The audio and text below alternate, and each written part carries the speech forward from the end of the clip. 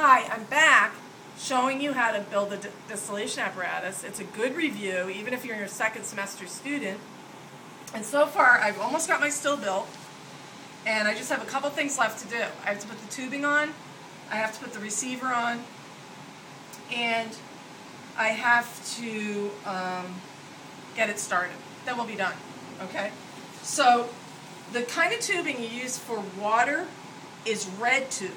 The kind of tubing you use for vacuum is black tubing. This tubing is thin-walled and not particularly good tubing, okay? We use the black tubing for vacuum because it's thick-walled. And the danger with using black tubing on a distillation apparatus is sometimes it is blocked. So we've occasionally had it blow up when people push the water through it, okay?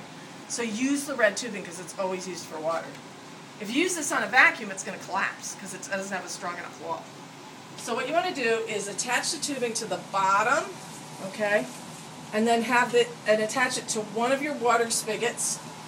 All right, so the water always goes in the bottom and out the top.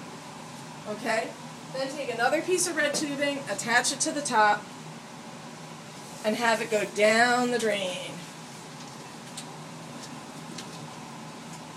Okay, that down the little cup sink in the back of your hood.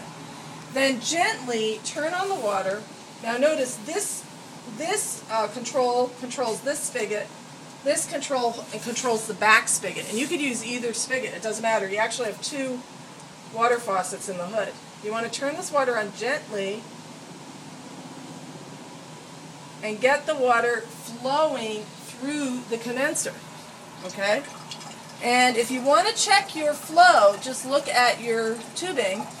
If the water is coming out with a nice arc like that, it is adequate flow. Okay? So I'm going to put that down the drain. That's like perfect. Now think about it. Review. Why do you want it to go in the bottom and out the top and not in the top and out the bottom?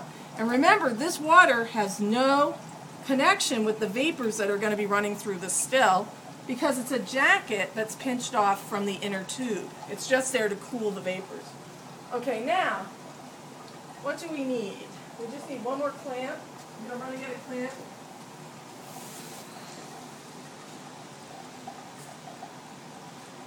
Okay, so you get another mini clamp. And if you were collecting in a graduated cylinder, one way you could do this, and students come up with all kinds of very creative methods for attaching their receiver, which are usually acceptable, but normally what we do is we attach like this. Then what you would do is bring your heater up so that it's just touching, or maybe a millimeter below, the round bottom flask, okay? And then you would turn the voltage up to an appropriate setting. Usually it would be somewhere between 60 and 80 volts, and your instructor will give you a good setting that is safe for your distillation, okay?